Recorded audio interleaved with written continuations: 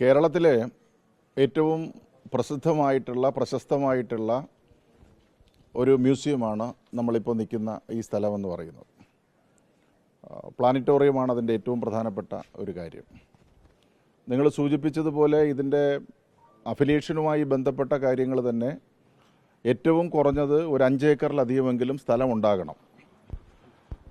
ഇപ്പോൾ ഇത് ഈ പറഞ്ഞതുപോലെ ഒരു പൈതൃക കെട്ടിടമാണ്. ഗാലറി അടക്കം പ്രവർത്തിപ്പിച്ചുകൊണ്ടിരുന്ന ഒരു കെട്ടിടമാണ്. ആ കെട്ടിടത്തിന് 2 കോടി രൂപ ഇവിടുന്ന് മ്യൂസിയത്തിൽ നിന്ന് നൽകി PWDയെ കൊണ്ടാണ് ഇത് റിനോവേഷൻ നടത്തുന്നത്. അപ്പോൾ ഇത് നടത്തിക്കഴിഞ്ഞാൽ വളരെ നന്നായിട്ട് വെളിയിൽ നിന്ന് വരുന്ന ആളുകൾക്കെല്ലാം ഈ ഗാലറി ഉപയോഗിക്കാൻ പറ്റുന്ന തരത്തിലേക്കാണ് ഇതിൻ്റെ പ്രവർത്തനങ്ങൾ നടന്നു വന്നത്. അപ്പോൾ ഇവിടെ നിന്നാണ് യഥാർത്ഥത്തിൽ ഈ 49 സെൻറ്റ് സ്ഥലം ഉന്നത വിദ്യാഭ്യാസ കൗൺസിലിന് വേണ്ടി അവരുടെ ഓഫീസിന് വേണ്ടി നിർമ്മിക്കാൻ വേണ്ടി കൊടുക്കുകയും അതിന് വേണ്ടുന്ന ഒരു വലിയ കെട്ടിടത്തിൻ്റെ പണി അവിടെ പുരോഗമിച്ചു വരികയുമാണ്. അപ്പോൾ അങ്ങനൊരു സാഹചര്യത്തിൽ ഇപ്പോൾ ഉന്നത വിദ്യാഭ്യാസ കൗൺസിലിൻ്റെ ഓഫീസ് അപ്പുറത്താണ് പ്രവർത്തിച്ചുകൊണ്ടിരിക്കുന്നത്. അതും ഇവരുടെ തന്നെ കെട്ടിടമാണ്, ഇതിനകത്ത് വരുന്ന കെട്ടിടമാണ്. അപ്പോൾ പുതിയ ഗവൺമെൻറ് വന്നതിന് ശേഷം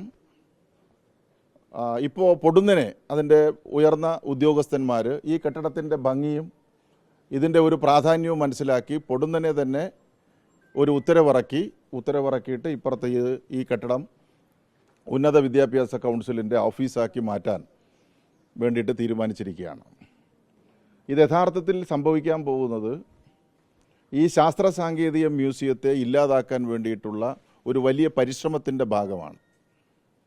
വകുപ്പ് മന്ത്രി അറിഞ്ഞിട്ടാണോ ഇല്ലയോ എന്നതിനെ സംബന്ധിച്ച് അറിഞ്ഞുകൂടാ. അടിയന്തരമായിട്ട് വകുപ്പ് മന്ത്രിയുമായിട്ട് ഈ കാര്യം സംസാരിക്കേണ്ടതായിട്ടുണ്ട്. കാരണം ഇത് തിരുവനന്തപുരത്ത് ധാരാളം ആളുകളെയും പ്രത്യേകിച്ചും കുട്ടികളെയും എല്ലാം ആകർഷിക്കുന്ന നക്ഷത്രങ്ങളുമായി ബന്ധപ്പെട്ട് വരുന്ന കാര്യങ്ങളെ സംബന്ധിച്ച് നന്നായിട്ട് പഠിക്കാനും മനസ്സിലാക്കാനും പറ്റുന്ന ഒരു പ്ലാനറ്റോറിയമാണിത്.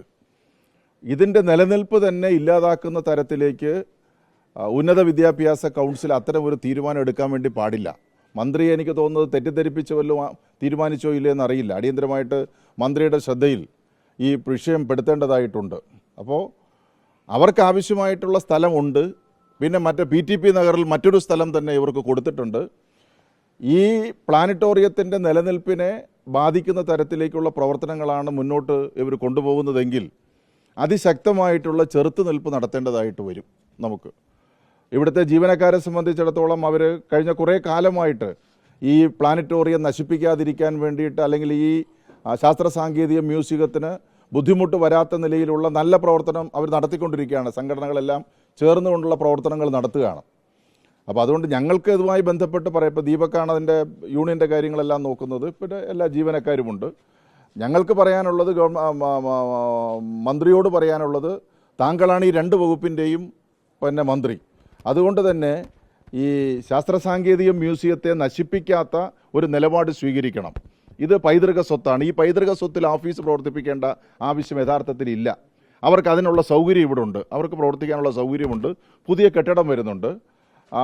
ഉന്നത വിദ്യാഭ്യാസ കൗൺസിലിൻ്റെ സെക്രട്ടറിക്ക് ഇരിക്കാൻ ആവശ്യമായിട്ടുള്ള പിന്നെ കെട്ടിടം മുറി അപ്പുറത്തുണ്ട്. അതെല്ലാം ഉപയോഗപ്പെടുത്തി ഈ പൈതൃക സ്വത്തെന്നുള്ള നിലയിൽ 2 കോടി രൂപ ചെലവഴിച്ച് നിർമ്മിക്കുന്ന അല്ലെങ്കിൽ അതിൻ്റെ പുനർനിർമ്മാണം നടത്തുന്ന ഈ കെട്ടിടത്തിലേക്ക് പൊടുന്നനെ മാറ്റിയത് അടിയന്തരമായി മാറ്റണം, പുനഃപരിശോധിച്ച് ഈ ശാസ്ത്ര സാങ്കേതിക മ്യൂസിയത്തെ നിലനിർത്തുന്നതിനാവശ്യമുള്ള നടപടികൾ സ്വീകരിക്കണമെന്നുള്ളതാണ് ഞങ്ങളുടെ ഒരു വിനീതമായിട്ടുള്ള അഭ്യർത്ഥന.